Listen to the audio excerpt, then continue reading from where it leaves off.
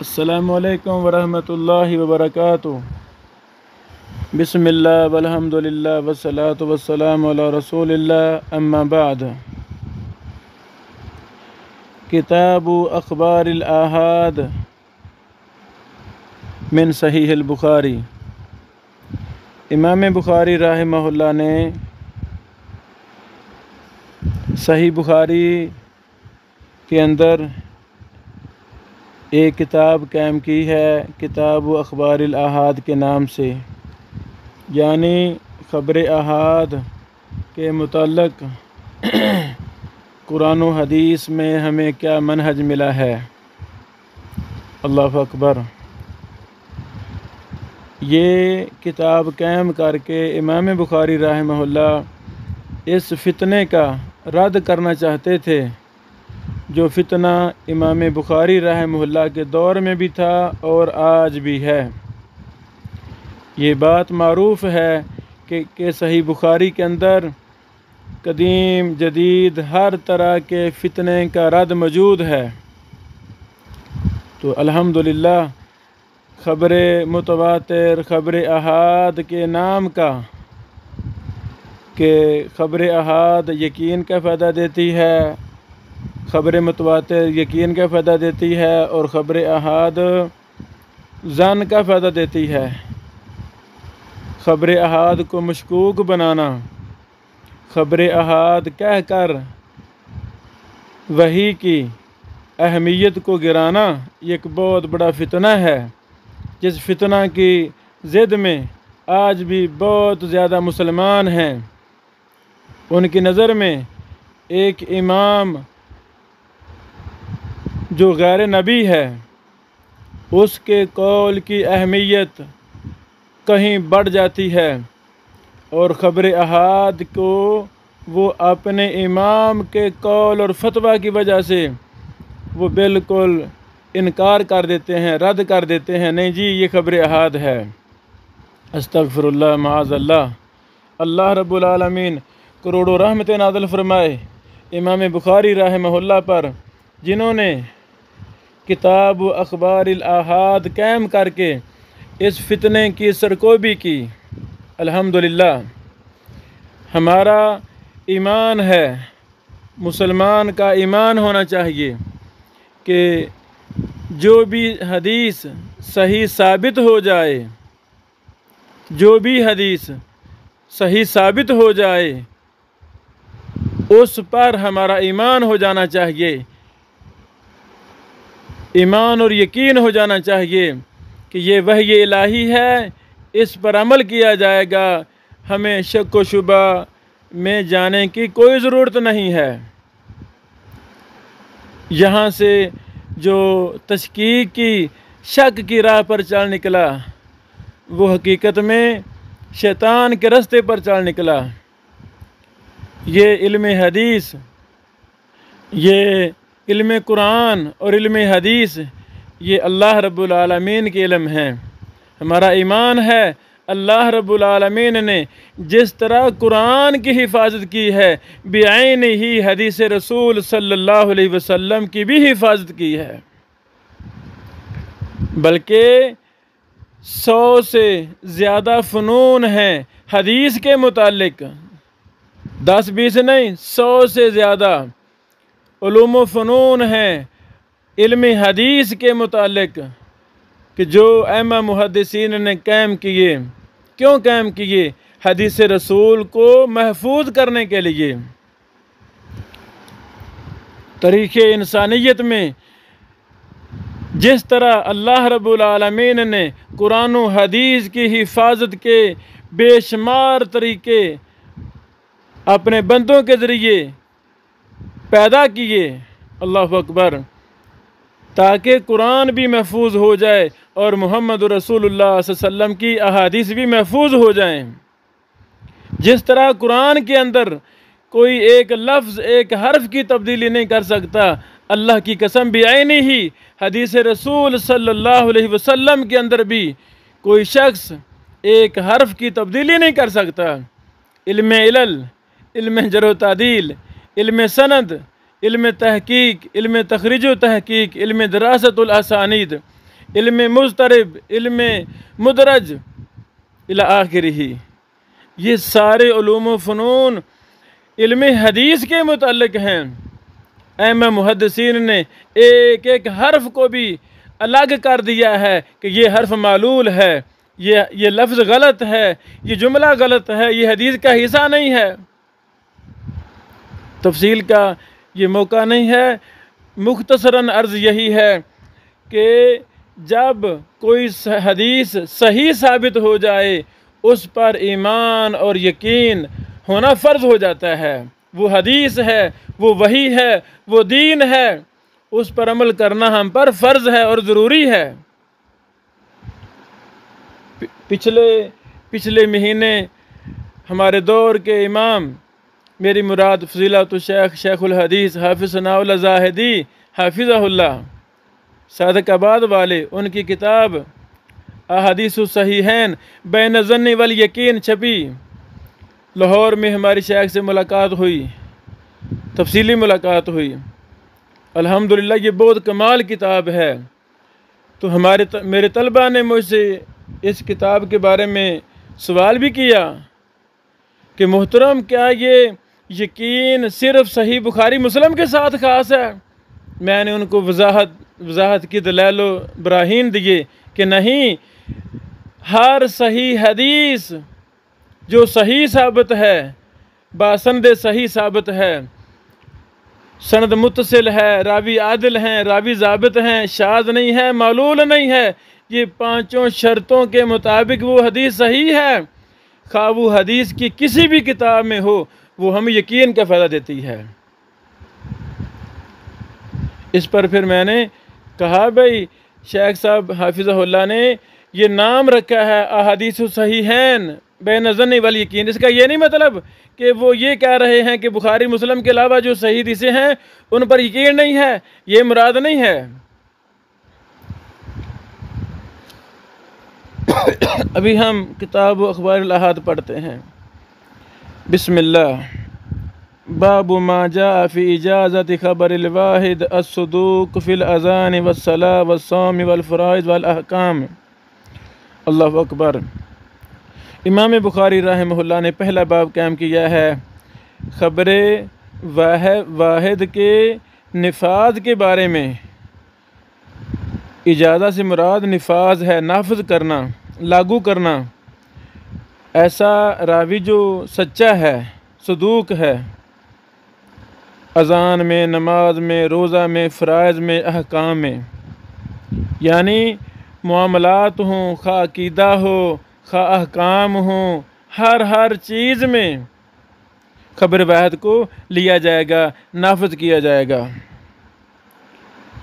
لکھنے والوں نے لکھا جن کے ذہن میں شک تھا، لو جی عقیدہ تو لکھا نہیں امام بخاری صاحب نے، فرائض، تو فرائض کے اندر عقیدہ بھی آتا ہے۔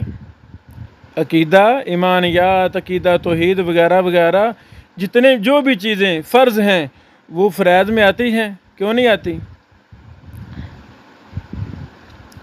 وقول اللہ تعالی اعوذ باللہ من الشیطان الرجیم فلولا نفر من کل فرقۃ منہم طائفہ ویسمی الرجل طائفہ لقولہ تعالی وإن طائفتان من المؤمنین اقتتلوا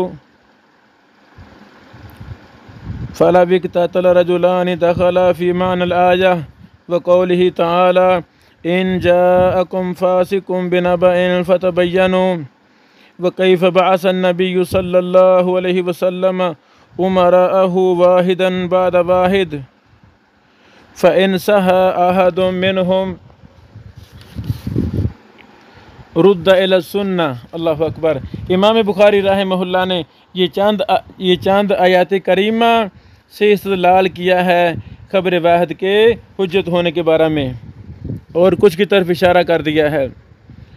قال حدثنا محمد بن المثنى قال حدثنا عبد الوهاب قال حدثنا ایوب عن ابی قلابہ قال حدثنا مالک بن الحویرث قال اتینا النبی صلی اللہ علیہ وسلم ونحن شبابہ متقاربون فأقمنا عنده 20 ليلة. وكان رسول الله صلى الله عليه وسلم رقيقا فلما ظن أن قد اشتهينا أهلنا أو قد اشتقنا سألنا عمن تركنا بعدنا فأخبرناه قال ارجعوا إلى أهليكم فأقيموا فيهم وعلموهم ومروهم وذكر أشياء أحفظها ولا أحفظها وصلوا كما رأيتموني أصلي فإذا حضرت الصلاة فليؤذن لكم أحدكم ولیؤمکم اکبرکم. اللہ اکبر. اس حدیث سے امام بخاری رحمہ اللہ استدلال کر رہے ہیں خبر واحد کے حجت کے حوالہ سے. ایک ہی اذان دیتا ہے، پورا گاؤں ماشاءاللہ جمع ہو جاتا ہے. اللہ اکبر. قال حدثنا مسدد عن يحيى عن التيمي عن ابي عثمان عن ابن مسعود قال رسول الله صلى الله عليه وسلم لا يمنعن أحدكم أذان بلال من سحور فإنه يؤذن أو قال ينادي ليرجع قائمكم وينبه نائمكم وليس الفجر أن يقول هكذا وجمع يحيى كفيه حتى يقول هكذا ومد يحيى إصبعيه السبابتين. قال حدثنا موسى بن إسماعيل قال حدثنا عبد العزيز بن مسلم قال حدثنا عبد الله بن دينار قال سمعت عبد الله بن عمر رضي الله عنهما عن النبي صلى الله عليه وسلم قال إن بلالا ينادي بليل فكلوا واشربوا حتى ينادي ابن أم مكتوم. قال حدثنا حفص بن عمر قال حدثنا شعبة عن الحكم عن إبراهيم عن القمة عن عبد الله قال صلى بنا النبي صلى الله عليه وسلم الظهر 5 فقيل أزيد في الصلاة قال وما ذاك قالوا صليت 5 فسجد سجدتين بعدما سلم. قال حدثنا إسماعيل قال حدثني مالك عن أيوب عن محمد عن أبي هريرة الله أكبر أن رسول الله صلى الله عليه وسلم انصرف من 2 فقال له ذو اليدين أكثرت الصلاة يا رسول الله أم نسيت الله أكبر فقال أصدق ذو اليدين فقال الناس نعم فقام رسول الله صلى الله عليه وسلم فصلى ركعتين أخريين ثم سلم ثم كبر ثم سجد مثل سجود أو أطول ثم رفع ثم كبر فسجد مثل سجود ثم رفع. قال حدثنا إسماعيل قال حدثني مالك عن عبد الله بن دينار عن عبد الله بن عمر قال بين الناس بقباء في صلاة صبح إذ جاءهم آت فقال إن رسول الله صلى الله عليه وسلم قد أنزل عليه الليلة قرآن وقد أمر أن يستقبل القبلة فاستقبلوها وكانت وجوههم إلى الشام فاستداروا إلى الكعبة. اللہ اکبر.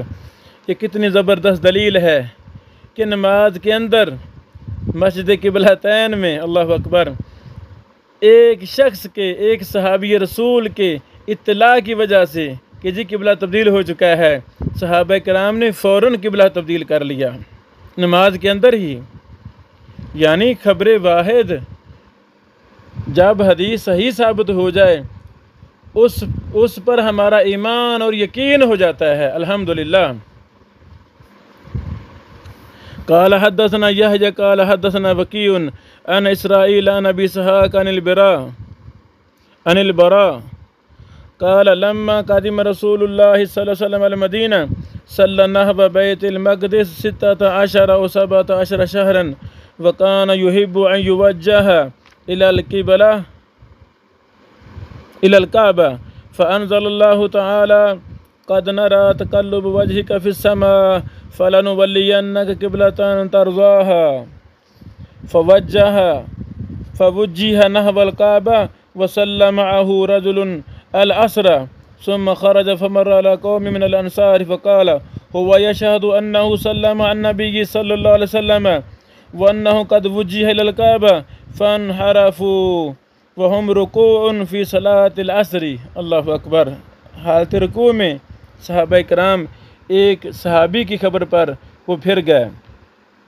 قال حدثني يحيى بن قزعة قال حدثني مالك عن إسحاق بن عبد الله بن أبي طلحة عن أنس بن مالك رضي الله عنه قال كنت أسقي أبا طلحة الأنصارية وأبا عبيدة بن الجراح وأبي بن كعب شرابا من فزيخ وهو تمر فجاءهم آت فقال إن الخمر قد حرمت الله أكبر. فقال أبو طلحة يا أنس قم إلى هذه الجرار فاكسرها. قال أنس فقمت إلى مهراس لنا فضربتها بأسفله حتى انكسرت. یعنی ایک صحابی نے آ کر کہا شراب حرام ہو گئی ہے تو اللہ اکبر فوراً سے پہلے انہوں نے کہا مشکی سے توڑ دو. اللہ اکبر اتنا ان کو یقین اور ایمان تھا. قال حدثنا سليمان بن حرب قال حدثنا شعبة عن أبي إسحاق عن صلة عن حذيفة أن النبي صلى الله عليه وسلم قال لأهل النجران لأبعثن إليكم رجلا أمينا حقا أمين فاستشرف لها أصحاب النبي صلى الله عليه وسلم فبعث أبا عبيدة. الله أكبر ایک کو بھیجا. قال حدثنا سليمان بن حرب قال حدثنا شعبة عن خالد عن أبي كلاب عن أنس رضي الله عنه قال النبي صلى الله عليه وسلم لكل أمة أمين وأمين هذه الأمة أبو عبيدة. الله أكبر.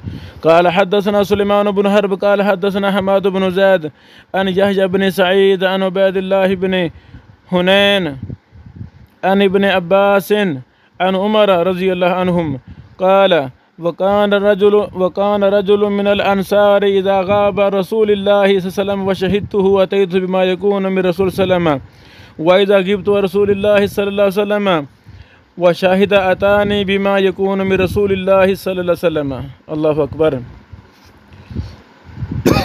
قال حدثنا محمد بن بشار قال حدثنا غندر قال حدثنا شعبة عن زبيد عن سعد بن عبادة عن أبي عبد الرحمن عن علي رضي الله تعالى عنه أن النبي صلى الله عليه وسلم بعث جيشا وأمر عليهم رجلا فأوقد نارا وقال ادخلوها فأرادوا أن يدخلوها وقال آخرون إنما فررنا منها فذكروا للنبي صلى الله عليه وسلم فقال للذين أرادوا أن يدخلوها لو دخلوها لم يزالوا فيها إلى يوم القيامة. الله أكبر. وقال للآخرين لا طاعة في المعصية إنما الطاعة في المعروف. قال حدثنا زهير بن حرب قال حدثنا يعقوب بن إبراهيم قال حدثنا أبي عن صالح عن ابن شهاب أن عبيد الله بن عبد الله أخبره أن أبا هريرة وزيد بن خالد أخبراه أن رجلين اختصما إلى النبي صلى الله عليه وسلم. وقال حدثنا أبو اليمان قال أخبرنا شعيب عن الزهري قال أخبرني عبيد الله بن عبد الله بن عتبة بن مسعود أن أبا هريرة قال بينما نحن عند رسول الله صلى الله عليه وسلم إذ قام رجل من الأعراب فقال يا رسول الله اكزي لي بكتاب الله فقام خصمه فقال صدق يا رسول الله اكزي له بكتاب الله فأذن لي فقال له النبي صلى الله عليه وسلم قل فقال إن ابني كان أسيفا على هذا والأسيف الأجير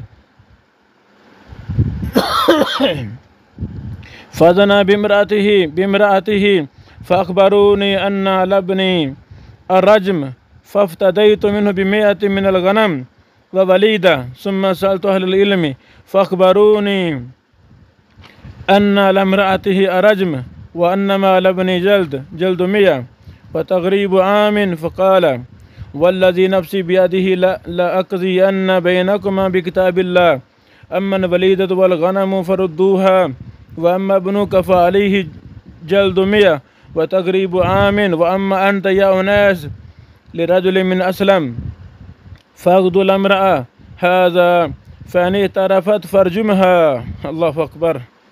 محمد رسول اللہ صلی اللہ علیہ وسلم نے ایک ہی صحابی کو بھیجا، جائیں اس عورت کی طرف، اگر اعتراف کرے اس کو رجم کر دیں۔ اللہ اکبر۔ خبر واحد۔ فغدا علیہ اناس فاعترفت فرجمها۔ اللہ اکبر۔ جیسے صحابہ کرام کو، جیسے نبی علیہ الصلوۃ والسلام کو یعنی بذریعہ وحی تمام امور آپ علیہ الصلوۃ والسلام نے سارا انجام دیے، تو یہ کتنا بڑا امر ہے، رجم کرنے کا مسئلہ ہے، تحقیق کرنے کا مسئلہ ہے۔ آپ علیہ الصلوۃ والسلام نے فرمایا جائیں، ایک کو کہا جاؤ جا کر تحقیق کریں، یعنی خبر واحد حجت ہے، کوئی شک و شبہ نہیں ہے۔ یہ کتنا پیارا ہمارا دین ہے۔ علوم حدیث کے مسئلے بھی قرآن و حدیث سے ثابت ہو رہے ہیں الحمدللہ۔ لیکن افسوس جن کے ذہنوں میں حدیث سے دشمنی تھی، انہوں نے مختلف ہیلے بہانے بنا لیے۔ ان میں سے ایک یہ ہیلا بہانا خبر احاد کہہ کر حدیث کو شک اور زن کے لیے رکھ دیا گیا۔ معاذ اللہ معاذ اللہ۔ باب بعث النبی صلی اللہ علیہ وسلم الزبیر تلیۃ وحدہ قال حدثنا علی بن عبد اللہ قال حدثنا سفیان قال حدثنا ابن المنقدر قال سمعت جابر بن عبد الله قال ندب النبي صلى الله عليه وسلم يوم الخندق فانتدب الزبير ثم ندبهم فانتدب الزبير ثم ندبهم فانتدب الزبير فقال لكل نبي حواري وحواري الزبير۔ اللہ اکبر۔ قال سفیان حفظته من ابن المنقدر وقال له أيوب يا أبا بكر حدثهم عن جابر فإن القوم يعجبهم أن تحدثهم عن جابر فقال في ذلك المجلس سمعت جابرا فتتابع بين أحاديث سمعت جابرا فقلت لسفيان فإن الثوري يقول يوم قريظة فقال كذا حفظته منه كما أنك جالس يوم الخندق فقال سفيان هو يوم واحد وتبسم سفيان۔ اللہ اکبر۔ باب قول اللہ تعالی لا تدخلوا بیوت النبی الا ان یؤذن لکم فاذا اذن له واحد جاز۔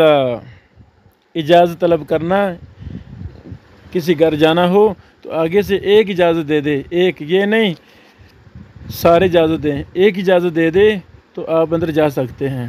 اللہ اکبر۔ خبر واحد۔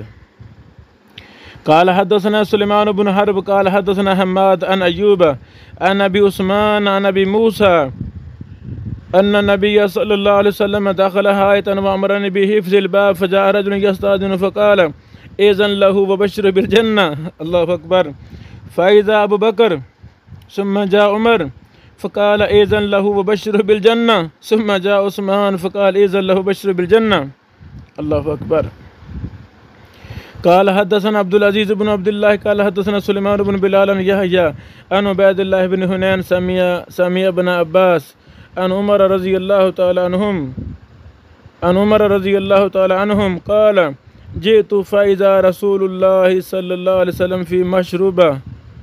في مشربة له وغلام لرسول الله صلى الله عليه وسلم أسود على رأس درجة فقلت قل هذا عمر بن الخطاب فأذن لي۔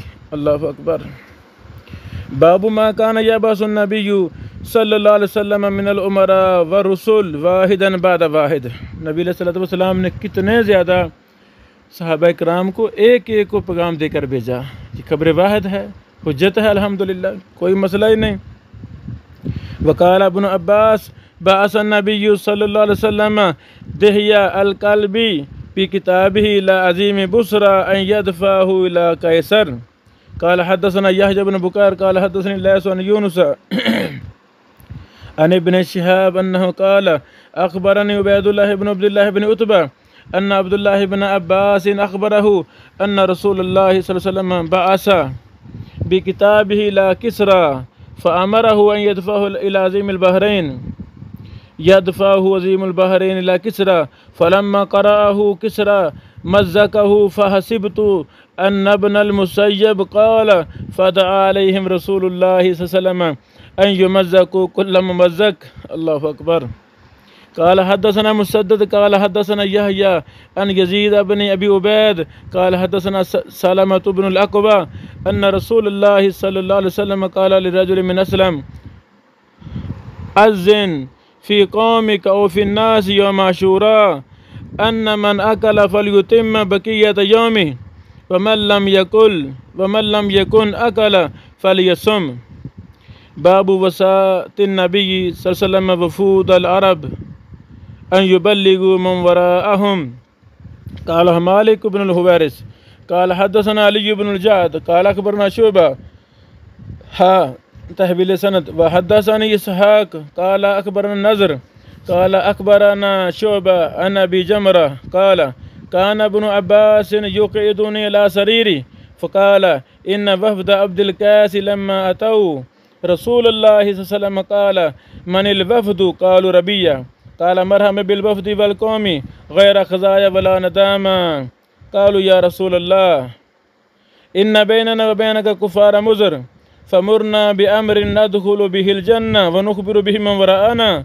فسألوا عن الأشربة فنهاهم عن أربع وأمرهم بأربع. أمرهم بالإيمان بالله. قال هل تدرون ما الإيمان بالله؟ قالوا الله ورسوله أعلم. قال شهادة أن لا إله إلا الله وحده لا شريك له وأن محمد رسول الله وإقام الصلاة وإيتاء الزكاة وأظن فيه صيام رمضان وتؤتوا من المغانم الخمس. ونهاهم عن الدباء والحنتم والمزفت والنكير وربما قال المقير. قال احفظوهن وأبلغوهن من وراءكم. باب خبر المرأة الواحدة آخری حدیث الحمدللہ. قال حدثنا محمد بن الولید قال حدثنا محمد بن جعفر قال حدثنا شعبة عن توبة الأنباري قال لي الشعبي أرأيت حديث الحسن عن النبي صلى الله عليه وسلم وقعدت بن عمر قريبا من سنتين أو سنة ونصف فلم أسمعه يحدث عن النبي صلى الله عليه وسلم غير هذا. قال كان ناس من أصحاب النبي صلى الله عليه وسلم فيهم سعد فذهبوا يأكلون من لحم فنادتهم امرأة من بعض أزواج النبي صلى الله عليه وسلم إنه لحم ذب فأمسكوا. فقال رسول الله صلى الله عليه وسلم كلوا وطعموا فإنه حلال أو قال لا بأس به شك فيه ولكنه ليس من طعامي. والحمد للہ رب العالمین. جو بہن بھائی اس مجلس میں شریک ہوئے ہیں بندہ نچیز ابو رمیسہ ابراہیم بن بشیر الحسینوی آپ احباب کو آپ کی اولادوں کو اجازت روایہ عامہ اور خاصہ دیتا ہے. اللہ تعالیٰ اس عمل کو قبول فرمائے. ایک ایک حدیث کا معنی مفہوم سمجھنے کے لیے اپنے شہر کے کسی بڑے شیخ اور محدث کے پاس بیٹھ کر ان احادیث کو سمجھا جائے. الحمدللہ عربی اردو انگلش کی شروحات صحیح بخاری کی ان سے ان کو پڑھا جائے.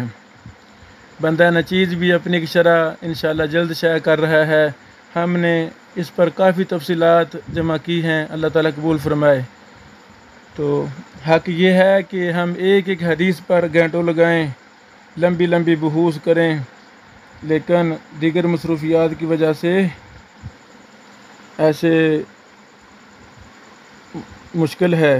تو ہم واٹس ایپ پہ اپنا نمبر شیئر کر رہے ہیں تو اس پہ رابطہ کریں. پھر آپ احباب کو ہم سند بھیج دیں گے انشاءاللہ. بارک اللہ فیکم.